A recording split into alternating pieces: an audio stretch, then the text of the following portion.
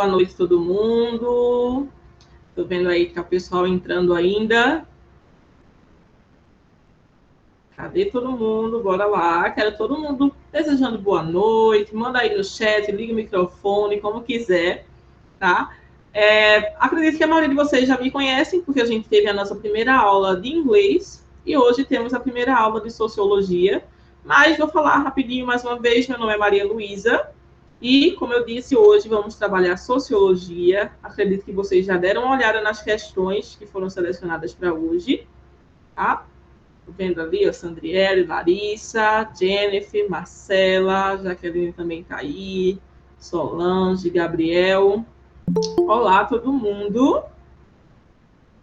Então, ó, tô vendo aí, tô sentindo falta de algumas pessoas. Tem gente que está entrando ainda, né? Vamos começar aqui batendo um papo enquanto todo mundo vai entrando. Segunda-feira, né? Mais uma semana aí começando com a hora para o Enem. Vocês aí perseverando no curso, né? Estou gostando de ver aí. Sempre acompanho, né, semanalmente, como estão sendo as outras aulas de vocês também, né? E é muito massa ver vocês engajados, assim, com esse projeto. Sim, Solange, sou de inglês também. Eu estive com vocês 2 semanas atrás, numa segunda-feira também. Acho que você estava, não sei se você estava. Então, a gente teve aula de inglês e hoje teremos de sociologia. Ok? Então, vamos lá. Entrou o Ricardo. Olá, Ricardo. Boa noite. Boa noite, professora. Então, né, hoje vamos começar aí essa disciplina que talvez vocês já tenham uma noção a respeito. Queria começar conversando com vocês sobre o que vocês entendem por sociologia, só para a gente fazer um diagnóstico, assim, de como vocês se sentem em relação a essa disciplina, certo? Vocês podem compartilhar ligando os microfones ou no chat mesmo, se preferirem. Mas me contem, vocês tiveram experiência com a disciplina de sociologia na escola? Como vocês veem, para vocês, o que é sociologia? Me digam aí. Para mim é o estudo da sociedade. O estudo da sociedade, ok. Gabriel falou ali, na escola muito pouca. A sociologia acaba tendo um espacinho pequeno ali, né, no currículo escolar. E eu sei que, às vezes, né, algumas escolas tinham essa dificuldade de trazer o professor de sociologia para o currículo. Né, uma área que necessita muito de professores ainda. Tanto que o meu curso, em que eu me formei em Ciências Sociais, foi um curso novo. Né? A minha turma foi a segunda turma do curso. Porque antes eu sou de Recife, né, não tinha ele aqui em Recife. Até um pouco antes de eu entrar, né? Quer dizer, na universidade que eu fiz, no caso, na Universidade Federal já tinha. Mas é uma área que acaba muitas vezes também tendo professores de outras áreas que trabalham com ela. A gente vai falar um pouco até de como a sociologia também é uma área interdisciplinar, que ela se mistura muito com outras disciplinas que a gente estuda e que estão presentes no Enem também, né? Não é à toa que ela está ali junto com as ciências humanas, então ela se relaciona ali também com a história, com a geografia, com a filosofia. Mas o que mais? O que mais vocês acham que é sociologia? Como vocês veem a sociologia? Ó, Gabriel falou que no primeiro ano não teve professor de sociologia. E quem mais? Compartilhem aí, gente. Quero saber.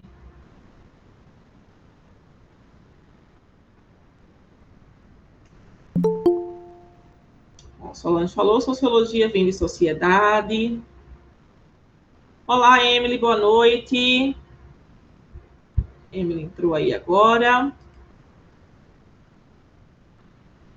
Então, isso que vocês falaram sobre a sociologia ser o estudo da sociedade, estar relacionada com a sociedade, está correto, é isso mesmo. Mas eu sei também que muita gente confunde um pouco sociologia com filosofia, né? São duas áreas ali próximas, às vezes até compartilhadas pelo mesmo professor na escola. Eu mesma dou aula de filosofia na escola também, que eu trabalho. E aí eu queria fazer esse paralelo com vocês, para a gente começar a pensar sobre essa disciplina, tá? Vocês já tiveram aula de filosofia e talvez vocês tenham visto que a filosofia ela estuda o indivíduo, não é verdade? Então, a diferença da filosofia para a sociologia é que, enquanto a filosofia ela vai estudar o indivíduo, a sociologia vai ver o indivíduo em sociedade, tá? Então, ela vai ter esse foco maior em entender questões que envolvem a sociedade, as instituições sociais, os grupos sociais. Mas, aos poucos, a gente vai falar mais sobre isso.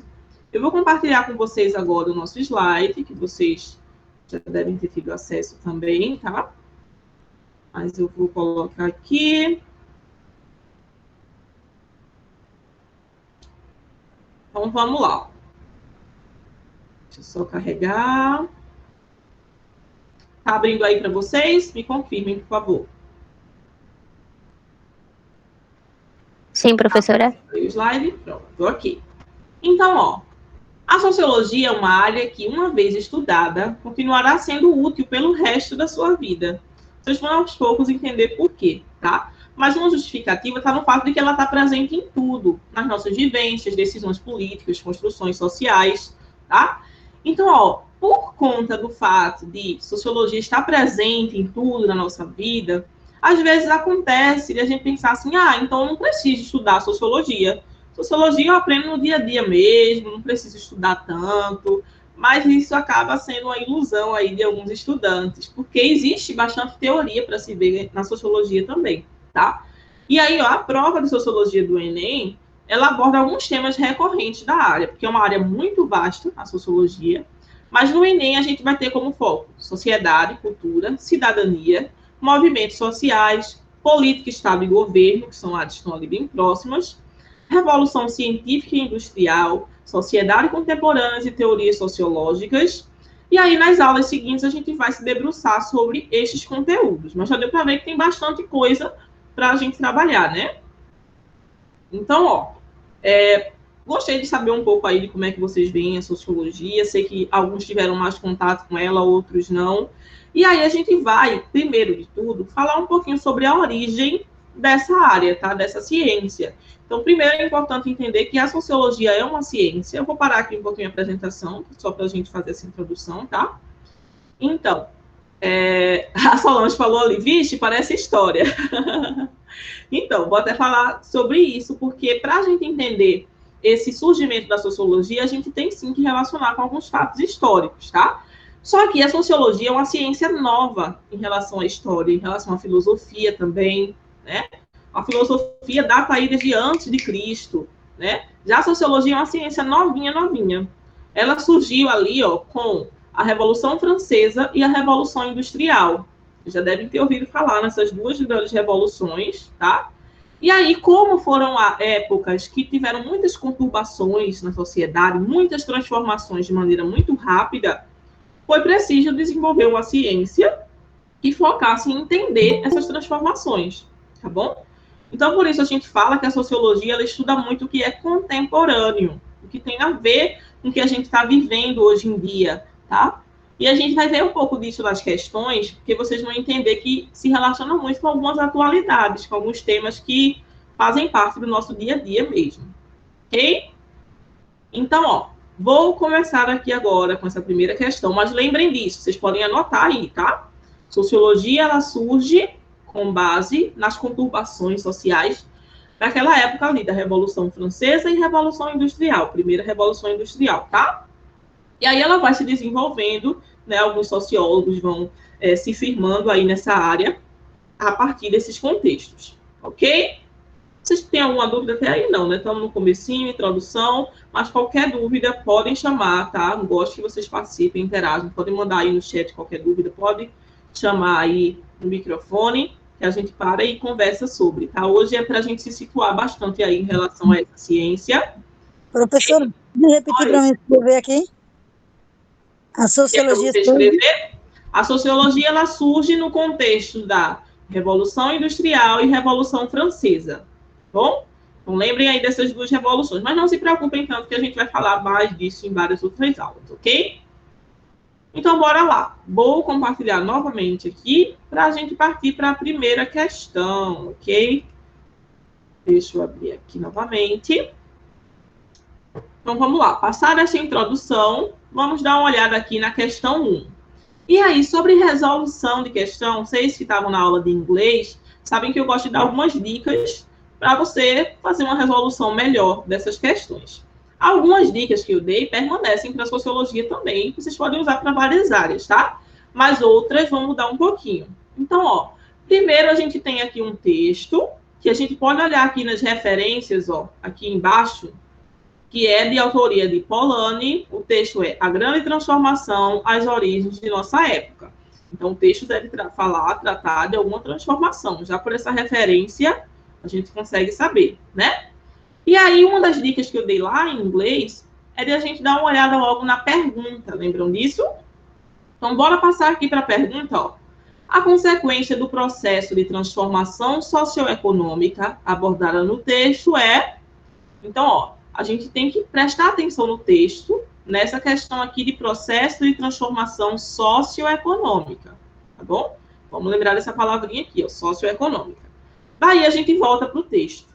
Mas aí a principal diferença do que eu falei com vocês no inglês é que, diferente do que a gente fez lá, de pescar as palavras no texto, aqui a gente tem que ler o texto integralmente e tentar entender o contexto que ele está trazendo, ok? Então, nada de ir pulando partes, porque às vezes em algo que você deixa passar, tá ali uma caixinha de banana. Então, a gente vai ler tudo, ok? Então, vamos para a leitura da questão. Quanto mais complicada se tornou a produção industrial, mais numerosos passaram a ser os elementos da indústria que exigiam garantia de fornecimento. Então, ó, elementos da indústria. Interessante pensar nisso aqui. Estou falando de produção industrial e elementos da indústria. 3 deles eram de importância fundamental: o trabalho, a terra e o dinheiro. Numa sociedade comercial, esse fornecimento só poderia ser organizado de uma forma, tornando-os disponíveis à compra. Então, ó, percebam que ele deu ênfase aqui, ó. Só pode ser organizado de uma forma. Então, ele deu ênfase a essa forma, tornando-os disponíveis à compra. Agora, eles tinham que ser organizados para a venda no mercado. Isso estava de acordo com a exigência de um sistema de mercado. Sabemos que, em um sistema como esse, os lucros só podem ser assegurados se se garante a autorregulação por meio de mercados competitivos interdependentes. Eita, quanta coisa! É o que? Economia aqui que eu estou lendo agora, é indústria, é lucro, é tudo. Calma. Primeiro, vamos lembrar uma coisinha que eu falei já nessa introdução. A sociologia, ela tem muita relação com aquelas 2 revoluções que eu citei. E aqui, nesse texto, está falando sobre a questão da indústria, não é verdade? Sobre a produção industrial, alguns elementos da indústria, com esse foco em tornar disponível a compra, né? Então, a gente tem esses 3 elementos, trabalho, terra e dinheiro, e a gente precisa torná-los disponíveis à compra, tá? Então, vamos para as alternativas. A gente relembra a pergunta, ele quer saber a consequência do processo de transformação socioeconômica. Então, houve um processo de transformação socioeconômica que a gente já percebeu pelo texto que tem relação com a indústria, não é verdade? A palavra apareceu várias vezes ali. E aí eu quero saber de vocês. A gente tem aí 5 alternativas. Vocês que já olharam as questões, que já responderam, vão colocando aí qual a opinião de vocês. Qual alternativa está correta? Expansão das terras comunais, limitação do mercado como meio de especulação, consolidação da força de trabalho como mercadoria, diminuição do comércio como efeito da industrialização ou adequação do dinheiro como elemento padrão das transações. Então, colocando ali as respostas. Assim que a gente chegar a essa resolução, eu vou conversar com vocês sobre esse conteúdo, tá? Não se preocupem. Mas vamos lá, me contem. Quando vocês leram essa questão antes da aula, o que é que vocês marcaram? Estou vendo ali letra A, letra C. O que mais? Mais alguém teve tempo aí de dar uma olhada antes, responder, ou agora mesmo, quer dar um palpite aí? Ok, mais uma letra C. A Solange mandou ali que não viu essas questões.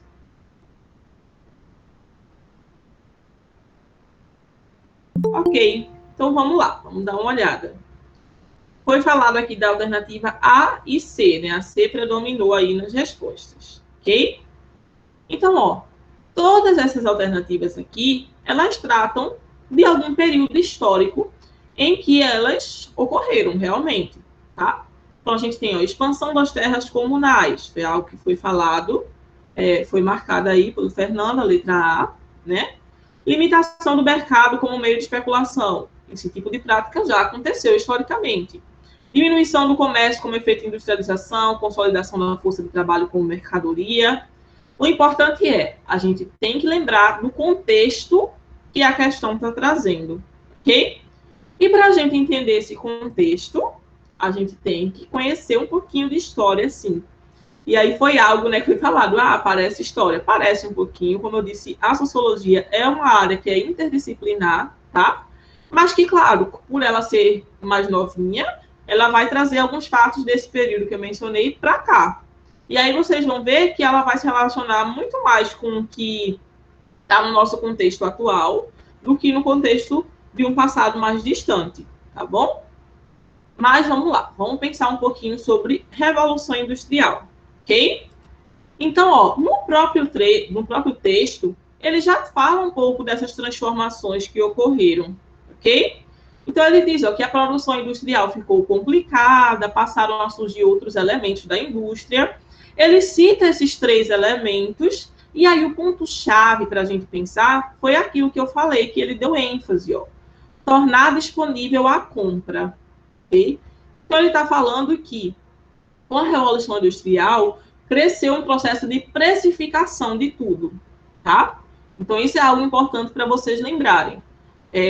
Tanto com a primeira quanto com a segunda Revolução Industrial, e isso vem ocorrendo, né, dentro do capitalismo até hoje, a gente tem esse fenômeno de se buscar precificar tudo. Isso cresce o tempo todo, gente. Novas profissões vão surgindo, novas coisas que se pode cobrar vão surgindo. Né? Então, hoje em dia, tudo pode virar um produto, né? Então, mesmo um serviço, ele também vai ter um preço, né? A sua mão de obra também vai ter um preço. Então, quando a gente observa aqui as alternativas, qual delas vocês acham que fala sobre essa precificação, sobre transformar as coisas, deixar as coisas disponíveis à compra? Agora que eu falei um pouco sobre isso, o que é que vocês acham?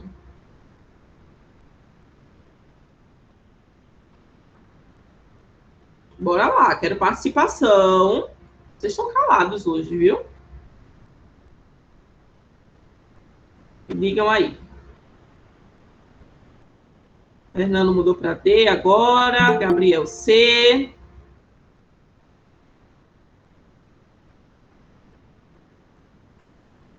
Ok.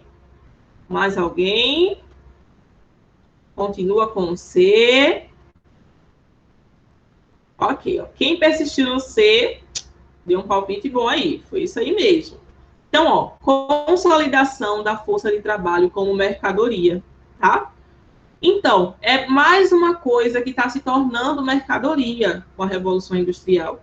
Antes disso, não era consolidada essa ideia de que a mão de obra, a força de trabalho, era uma mercadoria, tá? Era algo a ser precificado, era algo que você inclui um valor, né? Você dá um valor a essa mão de obra, tá? Então, a outra alternativa aqui que foi citada, ó, diminuição do comércio como efeito da industrialização. Na verdade, seria o oposto, seria um aumento do comércio como efeito da industrialização. Porque como mais coisas ficaram disponíveis à compra, o comércio acaba aumentando, tá? Mas a alternativa aqui, que se relaciona com essa ideia de tornar itens disponíveis à compra, lembrando, como eu falei, não só produtos como serviços, tá? A gente vem aqui para a letra C, que fala sobre a consolidação da força de trabalho como mercadoria, ok? Alguma dúvida? Deu para ficar claro aí esse ponto? Vocês conseguiram compreender? E aí, o que é que eu recomendo?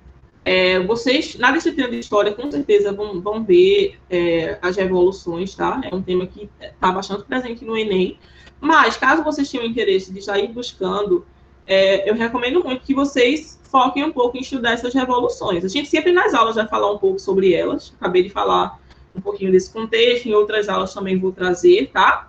Mas é interessante também que vocês busquem entender um pouco mais dessas revoluções, porque elas se relacionam com muitos conteúdos, não só de sociologia, como eu disse, né? Mas também de história, acredito até na geografia também. Vocês vão ver alguns impactos que essas revoluções trouxeram, principalmente a industrial. Ok? Alguma dúvida, gente? Tranquilo até aí? Tranquilo, professora. Testem, viu? Ok, tranquilo, né? Então, podemos partir para a segunda questão.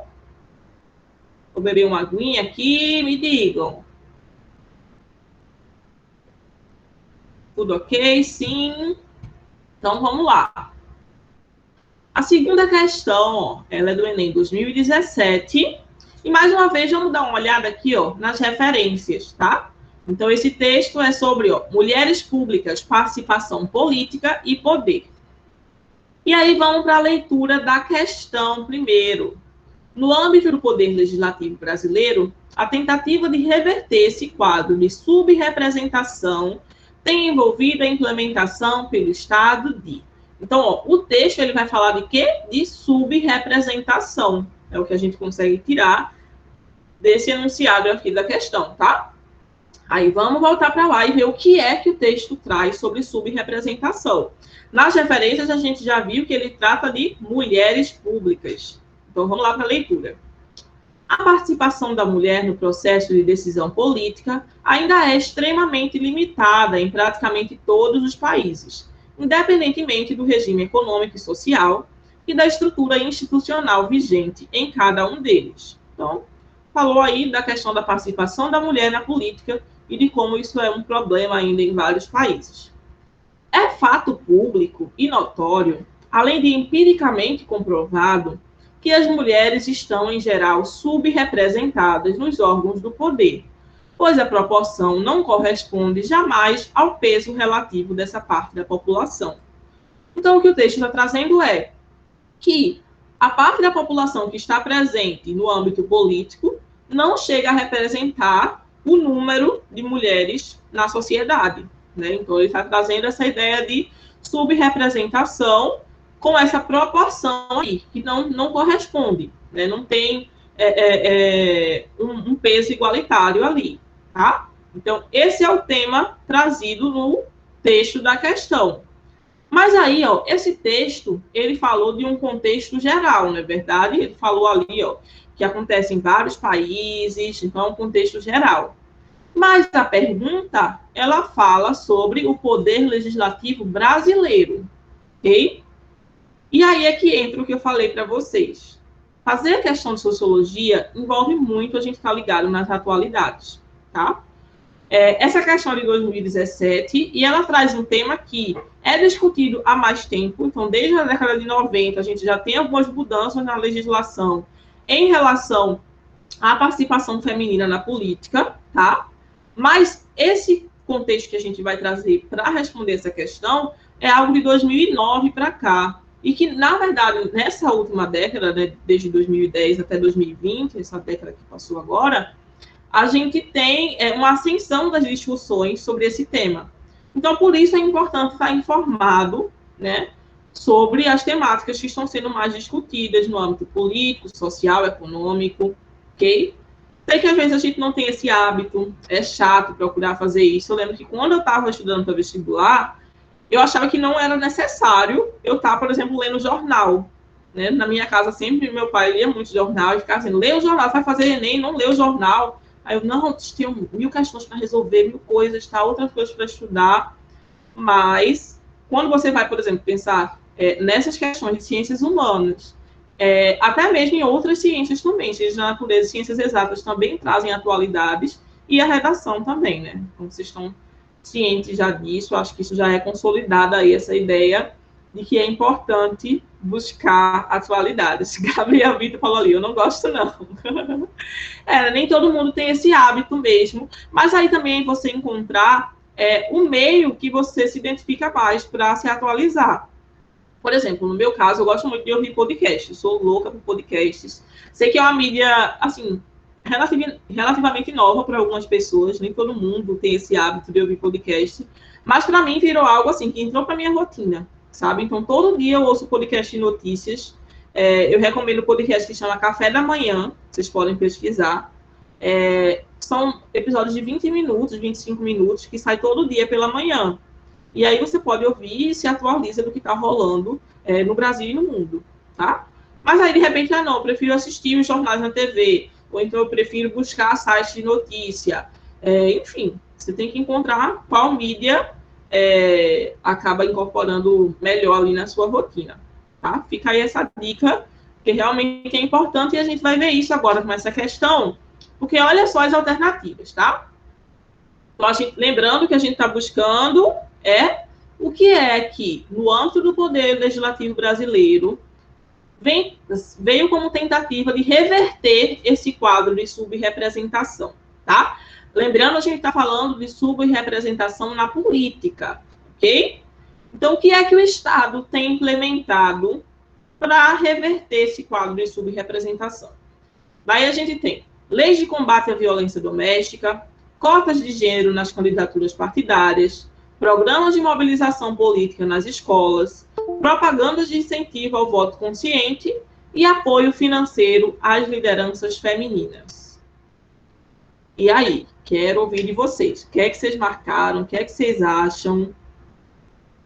Yasmin colocou ali letra D.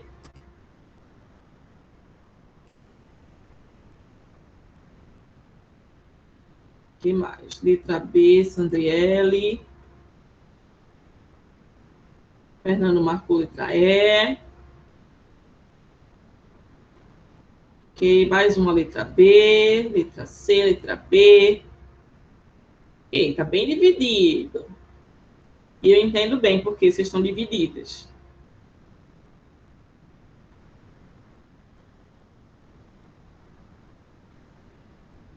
Mais alguém? Então, vamos lá. Por que, né? Essa insegurança aí com algumas questões. Porque a verdade é que várias dessas políticas que estão mostradas aqui nas alternativas, elas existem, tá? Só que o que a gente tem que entender é que a gente está buscando uma política específica que tenta reverter o quadro de subrepresentação na política, ok? Então, pode ser nos partidos políticos, enfim. A gente tem que pensar nesse contexto. Então, por exemplo, a gente pensa leis de combate à violência doméstica. Sim, surgiram novas leis de combate à violência doméstica, né? Um tema que também ficou em ascensão aí nos últimos anos e que vem sendo implementado, precisa ainda de melhorias, mas vem ganhando espaço, né? Só que aí eu pergunto, as leis de combate à violência doméstica, elas estão ligadas diretamente nessa reversão da subrepresentatividade na política? Vocês acham? Não, já vem de bem antes. Além de já vir de bem antes, mas elas também são políticas relacionadas à questão de segurança, né? Então, está tratando de um problema de violência para trazer mais segurança, tá? Então, ela não está relacionada com a representação política, ok? Está voltada para tentar reverter o cenário de violência, mas não de subrepresentação na política em específico, ok? Então, vamos lá, ó. Cotas de gênero nas candidaturas partidárias. Vi aí que teve gente que marcou essa alternativa, e era essa mesmo que a gente estava buscando, tá? Letra B. Por quê? Porque, ó, o texto aqui que a gente leu, ele falou sobre como a participação da mulher no processo de decisão política ainda é extremamente limitado. Então, que política poderia reverter isso? A gente pode ver nas cotas de gênero nas candidaturas partidárias, porque essas políticas elas vão estar realmente preocupadas em reverter, né, essa proporção de homens e mulheres na participação política, então de tentar trazer mais igualdade nesse processo, tá? Então, essa política pública aqui, sim, se relaciona à tentativa de reverter esse quadro de subrepresentação. Mas vamos olhar as outras. Programas de mobilização política nas escolas. Tá? Então, podem até existir alguns programas de mobilização, mas normalmente esses programas de mobilização, eles não partem do Estado, tá? Eles partem de movimentos sociais. E, além disso, o fato de trazer essa mobilização política nas escolas não está relacionado com a questão de gênero.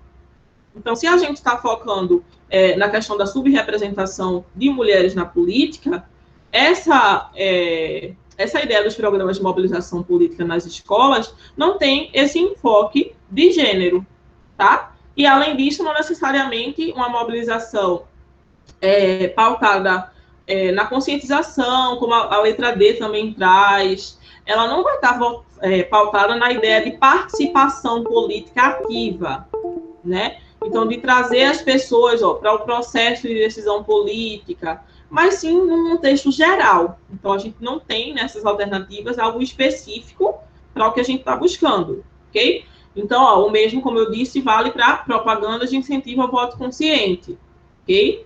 E apoio financeiro às lideranças femininas, na verdade, por parte do Estado, a gente não tem esse apoio financeiro para lideranças femininas, tá? O que a gente vai ter dentro desse projeto aqui de cotas de gênero nas candidaturas partidárias, pode ter incentivo nos fundos partidários, tá? De cada partido para que se cumpra essa cota, ok? Então, ficou claro como a gente chegou nessa resposta aqui da letra B? Restou alguma dúvida? Larissa, antes tinha mandado não, eu não sei se foi para essa pergunta ou se foi sobre outra coisa. Eu não entendi bem, professora, a questão dessas, o que seriam essas cotas de gênero. Pronto, é sobre isso que eu quero falar com vocês mesmo. A gente vai falar um pouco sobre as políticas de cotas no geral agora, tá? Mas estou vendo ali, pronto, tenho aí essa dúvida. Mais alguém tem alguma pergunta a fazer? E aí eu já trato tudo junto. Não? Então, vamos lá.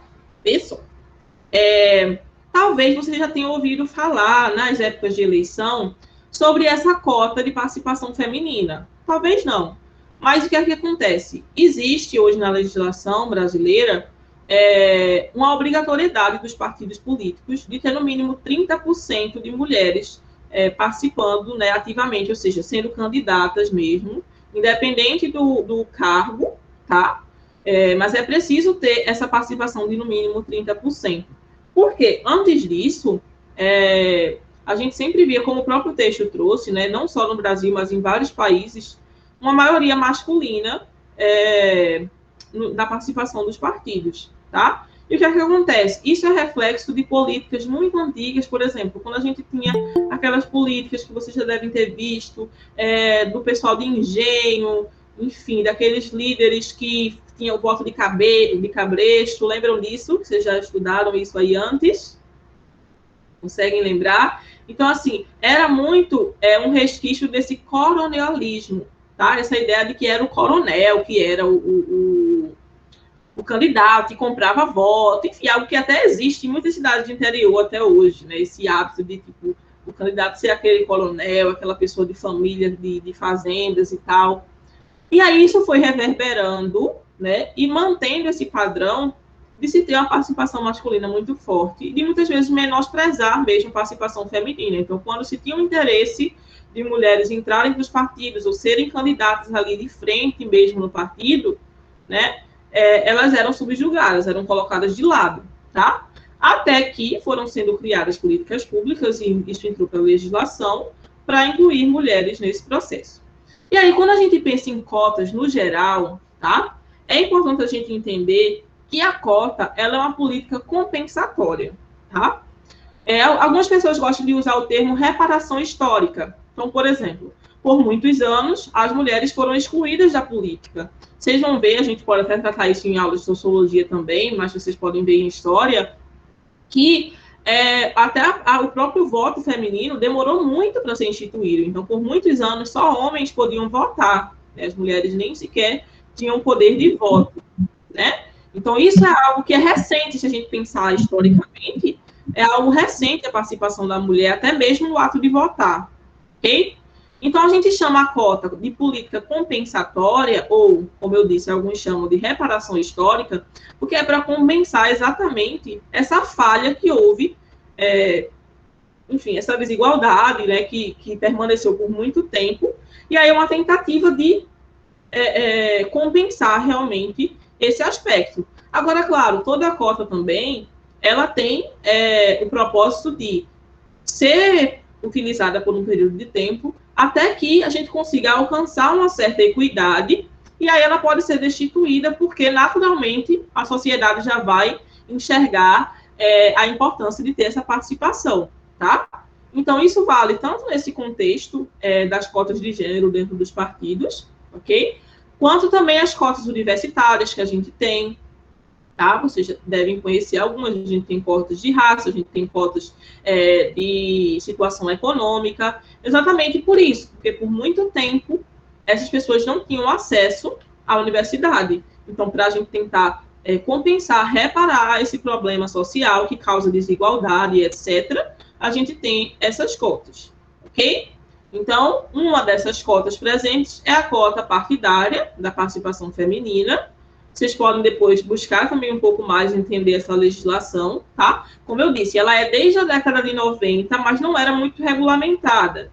Aí, a partir de 2009, foi que começaram a ir mais em cima disso. E aí, nas últimas 2 eleições, é que realmente começou a haver uma fiscalização maior.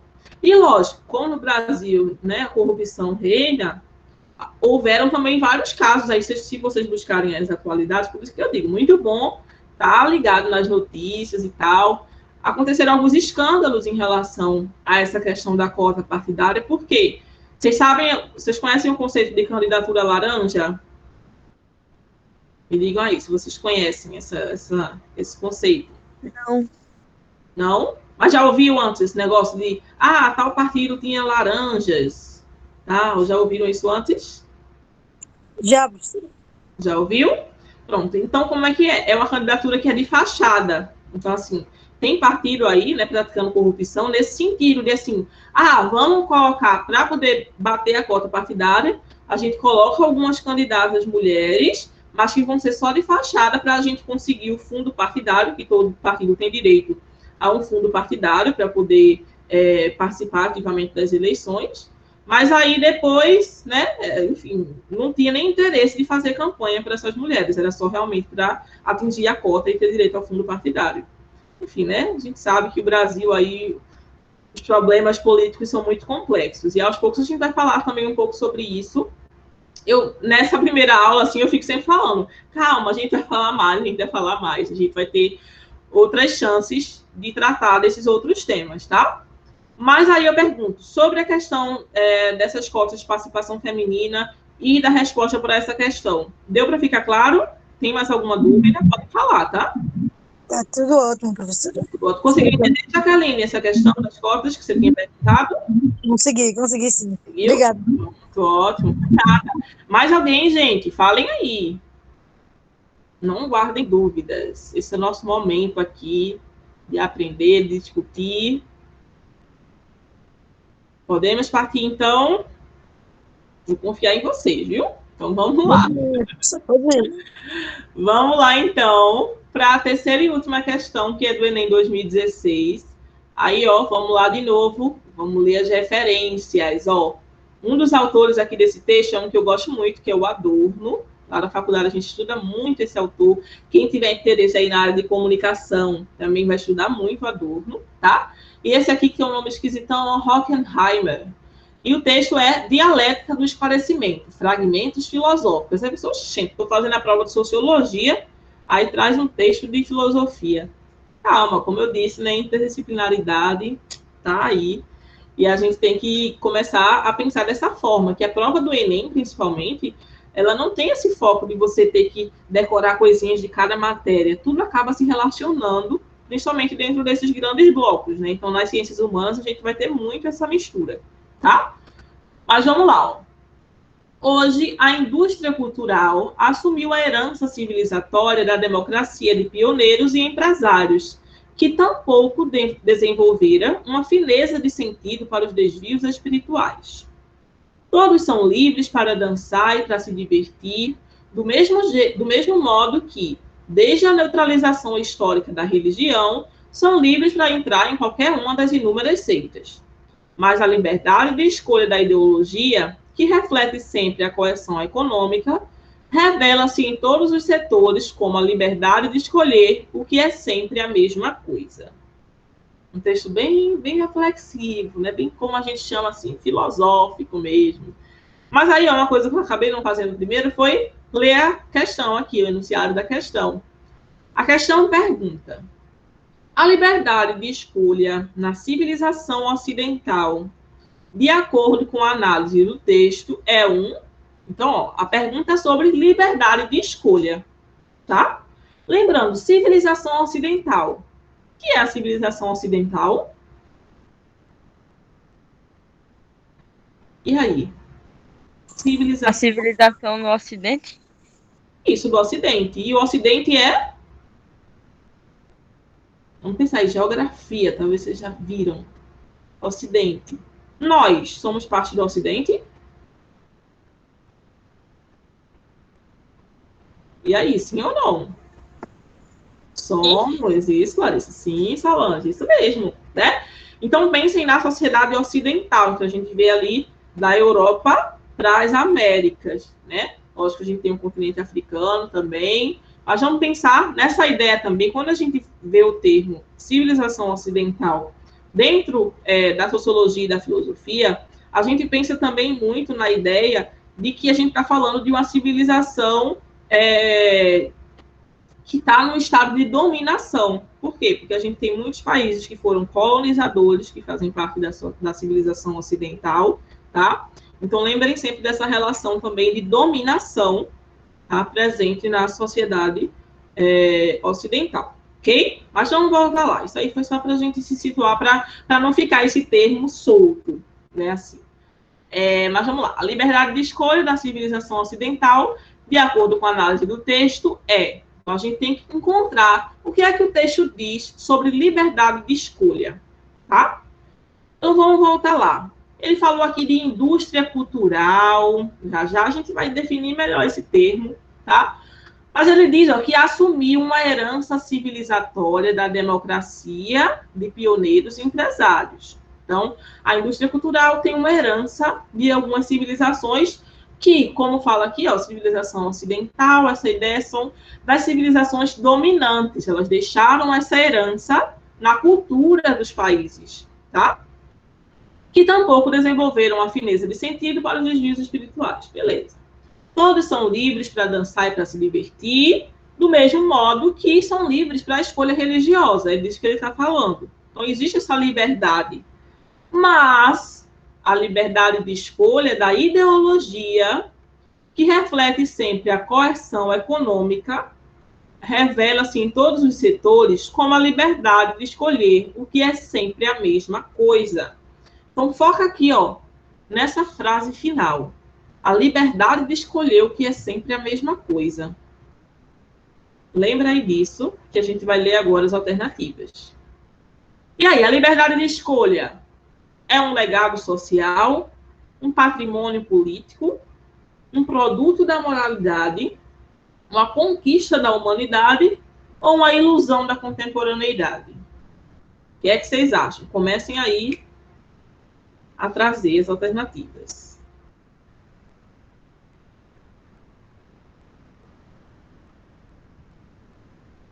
Ok, Solange botou letra B.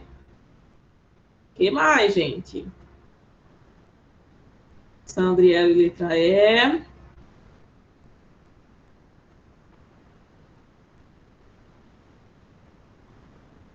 Fernando, letra B. Yasmin, letra B. Ok, então vamos lá. Vamos olhar de novo aquela frase final que eu falei para vocês? Então, a liberdade de escolha da ideologia, que reflete sempre a coerção econômica, revela-se em todos os setores como a liberdade de escolher o que é sempre a mesma coisa. Vocês acham que a liberdade de escolher sempre a mesma coisa é liberdade de verdade? O que é que vocês acham? Não.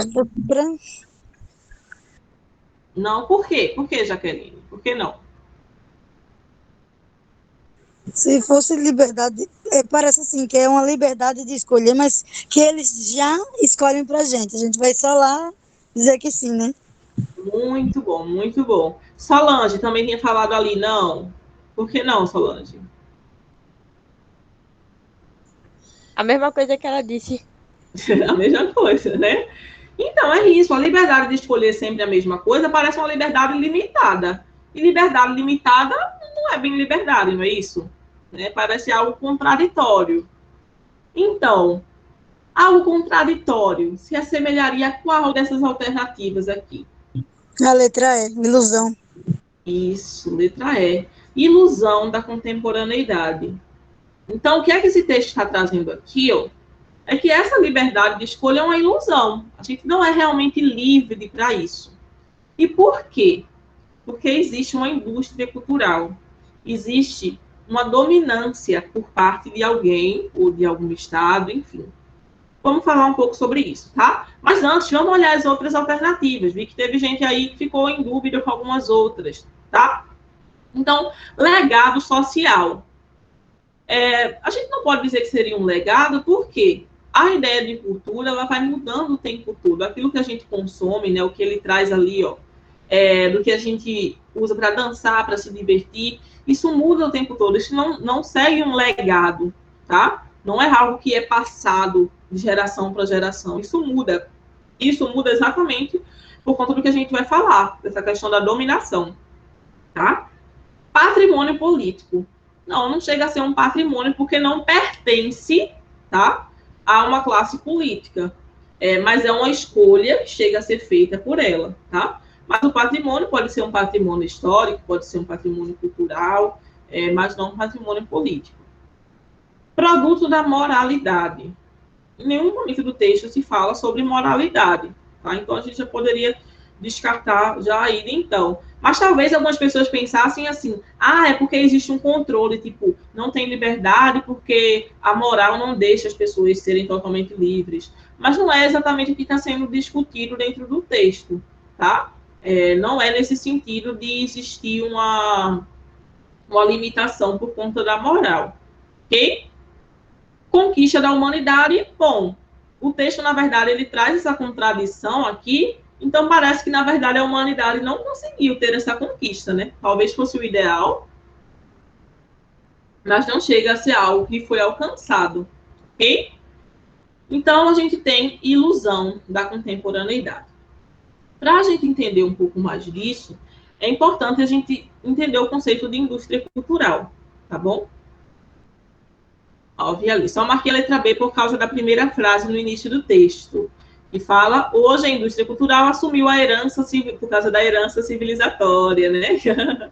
Mas essa questão da herança civilizatória é exatamente nesse ponto da dominação. Por quê? Porque a ideia que a gente tem, lá em história também vocês vão ver muito isso, das grandes civilizações, que tiveram as expedições para colonizar outros países e tal. Então, é mais nesse sentido de que a indústria cultural, que é esse conceito que a gente vai falar agora, ela vem dessa ideia civilizatória. Por quê? Porque ela parte dessa ideia de dominação, tá? Então, ela acaba sendo, de certa forma, um aparelho para a manutenção da sociedade, tá? E dos sistemas sociais, enfim. Tudo isso a gente vai falar também dos sistemas sociais, desses outros contextos, a gente vai trazer depois. A Solange falou ali, eu pensei que herança civilizatória era patrimônio político. Não, a gente não traz não se assemelha a essa ideia de patrimônio, tá bom? Mas vamos lá. Essa indústria cultural, ela, de certa forma, ela é instituída por uma classe dominante, tá bom? Então, o que é que acontece? Essa ideia que o Adorno trouxe ali no texto, de que a gente só tem a liberdade de escolher sempre a mesma coisa. É tipo assim, você tá, vamos supor, você tá na Netflix, tá? E aí você pensa, nossa, eu tenho total liberdade de escolher o que eu quiser assistir aqui na Netflix. Tem um monte de opções, um monte de coisa. Tem terror, tem comédia, tem romance, tem tudo. Eu tenho liberdade, o controle está na minha mão, ó, literalmente, o controle está na minha mão. Posso escolher o que eu quiser. Só que a questão é, quem escolhe o catálogo da Netflix? É você? Não. Esse catálogo já foi escolhido por alguém, né? Então, a gente tem ali uma classe dominante que vai controlar a produção cultural, tá? E aí, nesse sentido, nesse exemplo, a produção cultural é o que está presente na Netflix, tá? Então, os filmes, as séries, isso é produção cultural, tá?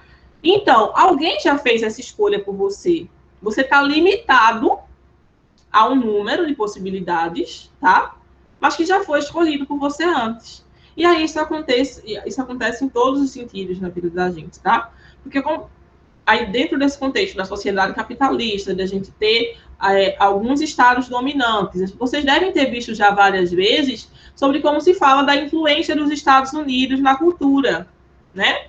Porque a gente sabe que, sei lá, as músicas de alguns países acabam imitando, de certa forma, o que faz sucesso nos Estados Unidos, as séries, as novelas. Vocês verem, se vocês que assistem novela há mais tempo, de repente, podem ter percebido que o formato das novelas mudou bastante com o tempo. Por quê? Porque o que começou a fazer sucesso foram as séries americanas, né? Então, as pessoas começam a querer se adaptar dentro daquele conceito dominante, tá? E aí entra, a Solange falou ali, a falsa liberdade. Então é isso, você pensa, eu posso escolher o canal de TV que eu quiser assistir, eu posso escolher o canal do YouTube que eu quiser assistir, eu posso comprar o livro que eu quiser comprar, mas a questão é, você vai numa livraria, a livraria vai ter todos os livros do mundo nela? Não, é impossível. Não tem como a livraria vender todos os livros do mundo. Ela vai fazer uma seleção, né? Quem vai fazer essa seleção? Vai ser com base em quê? A gente tem, por exemplo, aí as listas de best-sellers que saem nos grandes setores da mídia, né? Então, tudo isso vai partir de um controle, e a gente chama isso da sociedade do controle. A gente vive numa sociedade do controle, e aí isso tem total relação com a economia, porque quem tem maior poder aquisitivo tem maior controle sobre a sociedade. Ok? Deu para ficar claro aí essa noção? Deu para entender essa ideia aí dessa falsa liberdade mesmo que foi trazida pelo Adorno? Sim. Deu demais. Ok. Então, a liberdade de escolha na civilização ocidental é uma ilusão da contemporaneidade. Ok? Então, a gente tem tantas opções que a gente se ilude achando que a gente tem essa total liberdade. Mas, na verdade, sempre tem, né, uma classe dominante fazendo algumas escolhas por nós. Ok? Mas a gente vai ver algumas alternativas para pensar isso também em outras aulas, tá? Mas aí, antes da gente encerrar, eu queria fazer algo novamente que eu fiz na última aula, que eu gostei muito, e, enfim, curti a participação de vocês. Quem estava na aula de inglês, talvez lembre, que eu terminei a aula falando de um livro, que é o 1984, lembram disso? Eu indiquei aqui para vocês essa distopia, eu gosto muito de distopias, né? Eu falei para vocês sobre isso. Lembram quem estava? Quem lembra? Botaram os sim já ali. Pronto, então. 1984 é uma das 3 maiores distopias. E as distopias são o contrário da utopia, né? Então, é assim, imagine, a utopia é o que é perfeito, né? Vocês conhecem esse conceito. Assim, utopia é o top, né? Assim, aquela ideia de chegou no ápice e está tudo maravilhoso. A distopia é o que deu errado. Talvez era um caminho para uma utopia que alguma coisa deu errado ali no meio, tá? E lembrem disso, a utopia de uns é a distopia de outros, tá? E vice-versa. E aí eu falei sobre 1984 na última aula, e hoje eu queria falar de outra distopia, dessas clássicas, tá? Que também se relaciona muito com esse conceito de uma liberdade que não é bem liberdade, que é controlada, tá? Que é o livro Admirável Mundo Novo. Talvez vocês já tenham ouvido esse termo, Admirável Mundo Novo. Vocês já ouviram antes falar desse livro? Me contem aí. Mas, ó, esse livrinho aqui, ó, nem é tão grande, tá? É uma das distopias clássicas, como eu falei, e ele vai tratar aqui de uma sociedade em que tudo parece perfeito. No começo, todo mundo está satisfeito com o que está fazendo na vida, cada um exerce um papel social e parece estar satisfeito com o papel social que a pessoa exerce. Porque a sociedade dessa distopia foi construída para isso, tá?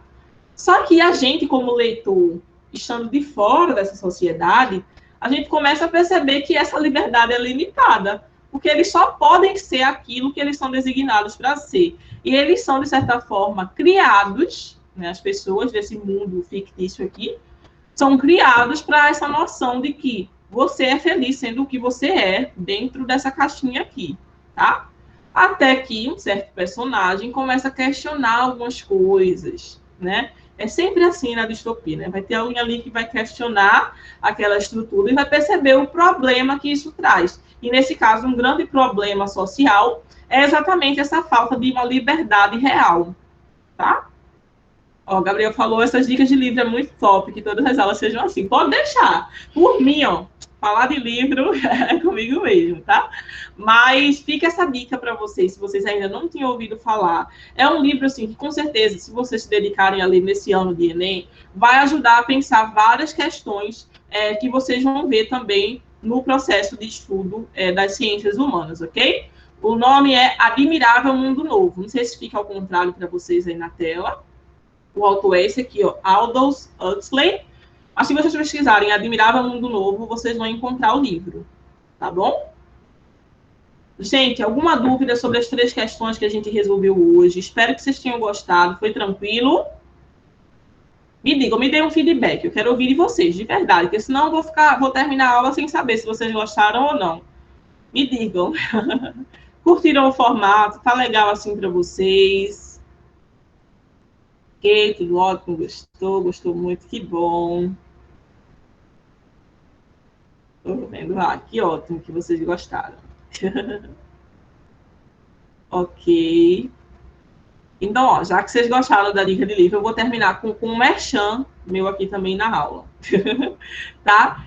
Pode fazer, Solange. Solange mandou ali, quer fazer uma pergunta fora do assunto. Pode fazer. Professora, é porque a minha professora de sociologia, o ano passado, ela falou sobre terceirização. Só que eu não, como a aula foi pelo celular, eu não entendi muito bem. Aí eu queria que, como a senhora é professora de sociologia, eu queria que a senhora me explicasse, se a senhora souber, né? E Ok. eu queria saber também o que é um trabalhador alienado, uma pessoa alienada. Ok. Então, vou fazer o seguinte, Solange. Vou anotar essas tuas 2 sugestões de temas para a gente trazer nas aulas, tá? De terceirização e de alienação. São temas que a gente vai trabalhar, assim, naturalmente, na sociologia, tá? São conceitos que realmente a gente trabalha na disciplina, tá bom? Mas que, assim, para a gente começar a falar agora, fica um pouquinho complicado, até mesmo porque eu posso até trazer no contexto de uma questão também, para a gente ver. Pode ficar combinado assim?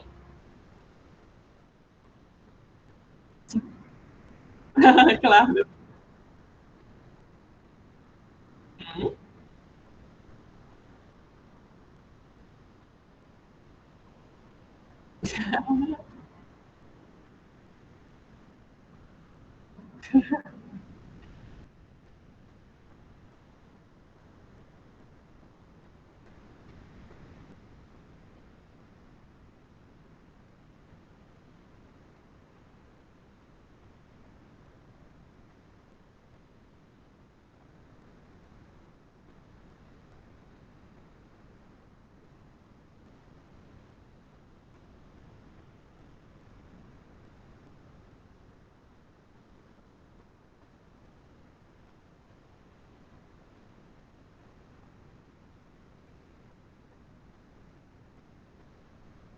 Vamos lá, gente, respondam.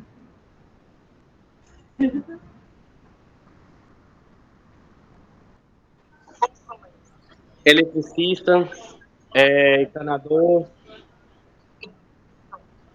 Segurança. professores.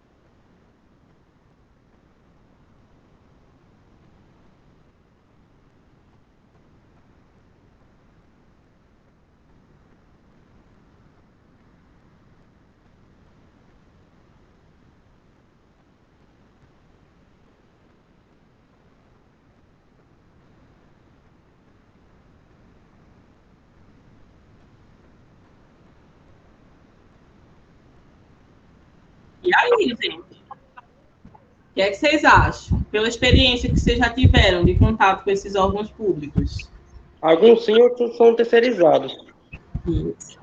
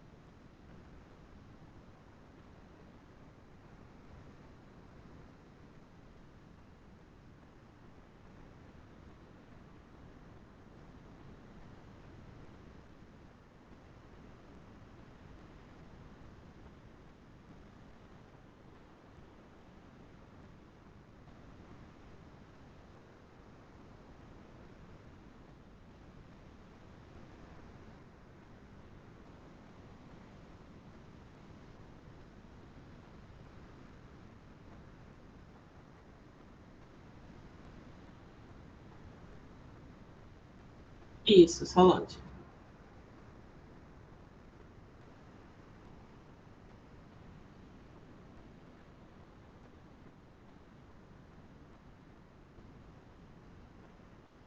Isso mesmo.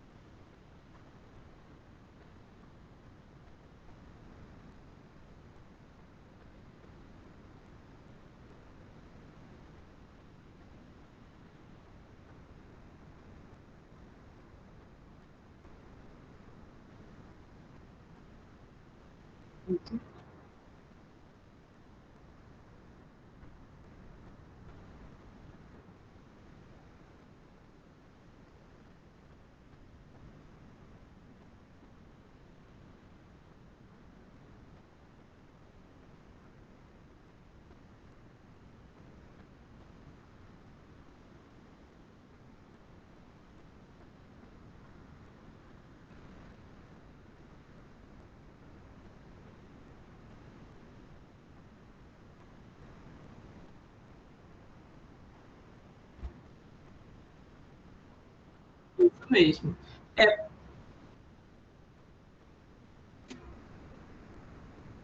Uhum.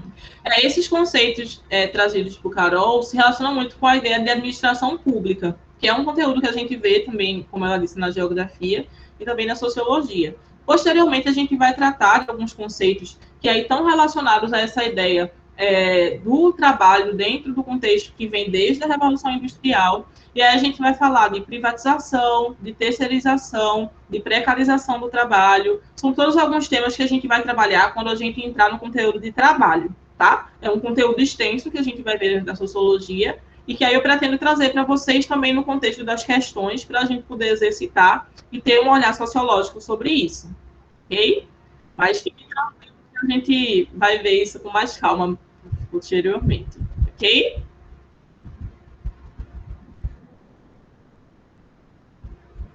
Tudo ok, gente? Então, chegamos aí ao final da nossa primeira aula de sociologia, tá? Espero estar com vocês de novo novamente. Continuem estudando. A gente se vê da próxima vez com inglês novamente. E aí, depois teremos outro encontro de sociologia. Ok? Então, bons estudos para vocês. Boa semana, né? Comecem aí com todo o gás, tá? Beijão e até a próxima. Tchau, tchau. Boa noite. Tchau, tchau.